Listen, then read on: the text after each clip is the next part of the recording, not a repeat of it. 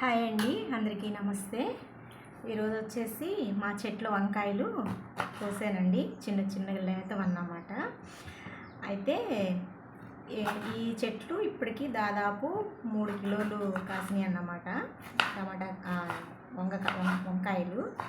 అయితే నేను అందరికీ హాఫ్ కిలో మొత్తం పంచేసాను అన్నమాట. అంటే అవి వచ్చే కొలది, అంటే ఒక ట్రిప్ ఒక హాఫ్ కిలో వచ్చింది అనుకోండి, అలా ప్రతిసారి కూడా ఒక్కొక్కరికి ఇచ్చుకుంటూ వచ్చేసాను. అయితే ఈరోజు చూస్తే ఈ కాయలు సరే ఇంట్లో ఇంత మటుకు వండలేదు కదా, సరే ఏమన్నా ఉన్నాయేమో చూస్తే కొంచెం చిన్నగా ఉన్నాయి. అంటే అవి ఇంకా కొంచెం బాగా గ్రోత్ వస్తాయి అన్నమాట. అందుకని సరే ఈ పూటకి కూరకి చేసేద్దామన్న ఉద్దేశంతో కోసానండి. అయితే ఈ వంకాయ చూడండి, ఇది తెల్ల వంకాయ. ఇది సైజు పెరగదన్నమాట, ఇంతే ఉంటుందంట. ఒక చెట్టు ఉందన్నమాట, దానికి ఇంత కాయలు వచ్చినాయి కానీ ఇంకెక్కువ గ్రోత్ రాలేదు. ఈ కాయలు అయితే మాత్రం చాలా పెద్ద కాయలు వచ్చింది. ఒక్క కాయ కూడా ఒక 200 గ్రామ్స్ కూడా వచ్చిందన్నమాట.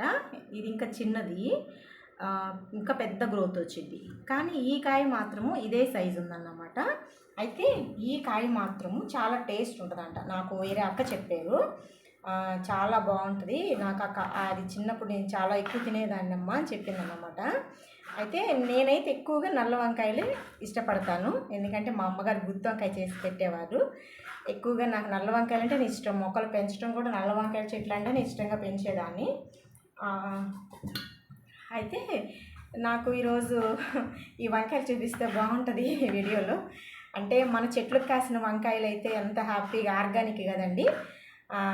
మనము ఏంటంటే ఎలాంటి పురుగు మందులు వాడకుండా మన ఇంటి కాచిన చెట్టు అయితే అసలు ఎంత ఆనందం అంటే ఏదో మన ప్రపంచాన్ని జయించినంత ఆనందంగా ఉంటుంది అన్నమాట.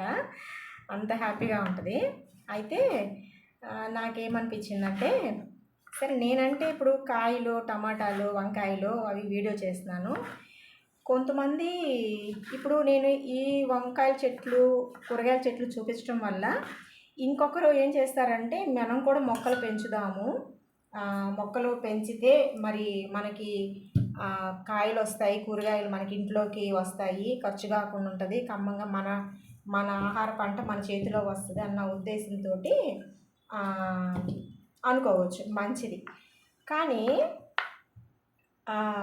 దీనివల్ల నేను చేసే వీడియో వల్ల నష్టమేం లేదు. ఎందుకంటే నాకు ఈ చెట్ల నుంచి వచ్చిన కూరగాయలని మీకు చూపించాలి అనేది ఒక హ్యాపీనెస్ ఒకటి. నేను మీకేంటంటే ఇలా మనం కూడా మన ఇంట్లో కూరగాయలు వేసుకుంటే బాగుంటుంది అని చెప్పానని అనుకునేది మీది కూడా ఒకటి.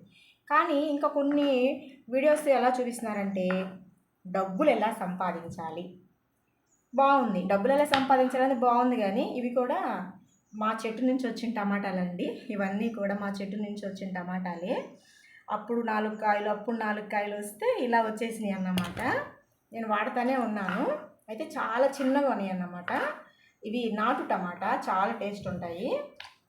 అయితే డబ్బులు సంపాదించండి అనేది చెప్తున్నారు, బాగుంది.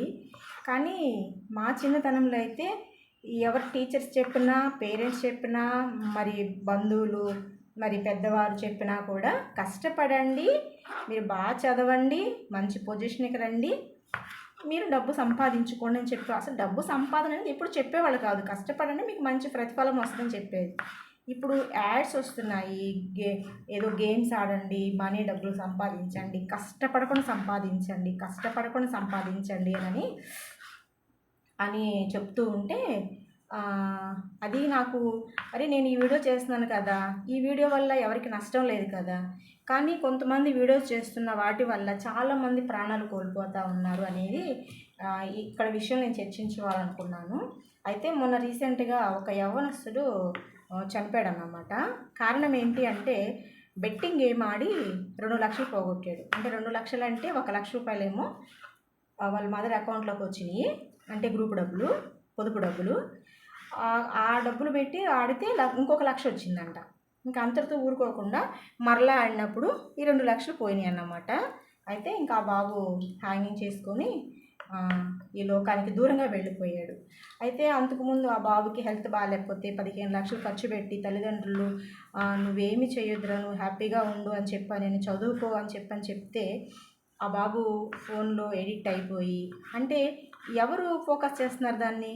మీరు చెయ్యండి, ఇలా చెయ్యండి, అలా చెయ్యండి, ఇలా సంపాదించండి, అలా సంపాదించండి అని యాడ్స్ ద్వారానే కదా, ఈ యూట్యూబుల ద్వారానో లేకపోతే విడివిడిగా యాప్ల ద్వారానో. ఇప్పుడు ఉంది ఏదో నేర్చుకో యాప్ ఉంది, అదేమంటున్నారు, స్పోకెన్ ఇంగ్లీష్ నేర్చుకోండి, మీ బిజినెస్ ఏమన్నా చేయాలనుకుంటే ఎలా చేయాలో టిప్స్ నేర్చుకోండి అని చెప్పి దానికి కొంత మనీ అడుగుతున్నారు. అంటే ఏంటి అంటే దానికి ఒక 20 రూపీసో ఎంతో మనీ, ఒక 20 రూపీస్ ఎంత అడుగుతున్నారు అన్నమాట. అది పర్లేదు, ఎందుకంటే వాళ్ళు నేర్పిస్తున్నారు కాబట్టి వాళ్ళు నిజాయితీగా అడుగుతున్నారు.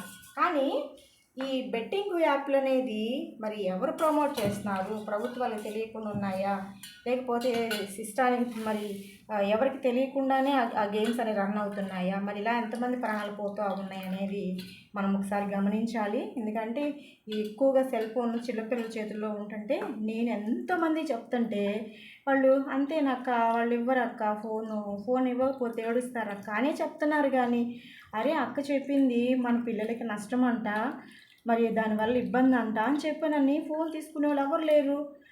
ఇంకా నాకు అనిపించింది, ఓరి దేవుడా, అసలు నిజంగా వీళ్ళకి చెప్పకూడదేమో. సహజంగా చెప్పినప్పుడు ఏంటంటే మంచి సలహా తీసుకోవాలండి.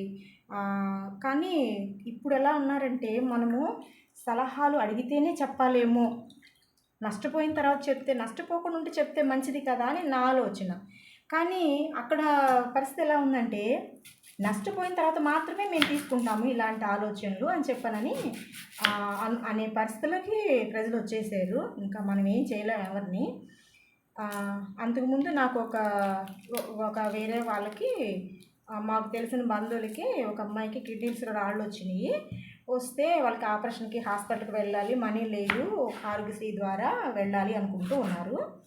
అయితే నాకు తెలిసి వేరే వాళ్ళని ఏదో విషయం మాట మీద ఇట్లా మా అమ్మాయి బంధువుల అమ్మాయికి ఇలా హెల్త్ బాగాలేదు అని అంటే వాళ్ళు ఏం చెప్తారంటే, అమ్మ క్యారెట్ ఒక పూట, ముల్లంగి ఒక పూట, బీట్రూట్ ఒక పూట, అంటే 3 రోజులు 3 పూటలు ఒక కొంత ఆహారం కానీ వాళ్ళు కానీ ఎవరైతే కిడ్నీలో రాళ్ళు ఉన్నారో వాళ్ళు ఈ 3 రోజులు 3 పూటలు కానీ తినగలిగితే ఆ కిడ్నీలో రాళ్ళు పోతాయి, అసలు ఆపరేషన్ అవసరం లేదు. మా ఇంట్లో 4 కేసులు మేము అలాగే చేసాము, ఆపరేషన్ లేకుండానే తగ్గిపోయిందని చెప్పారు.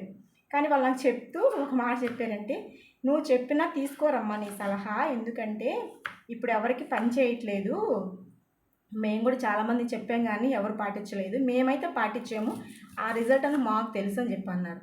నిజంగానండి, నేనైతే వాళ్ళకి చెప్పాను వింటారేమోనని, అవన్నీ బూట నమ్మకాలే, ఏముందిలే అని చెప్పిన వెళ్ళి ఆపరేషన్ చేయించేసుకున్నారు.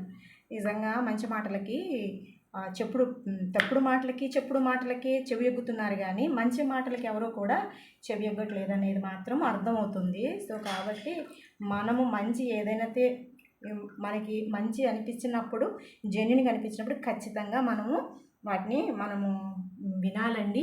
సో కాబట్టి నా కూరగాయల కటింగ్ అయిపోయింది. ఓకే అండి, బాయ్, థ్యాంక్ యూ.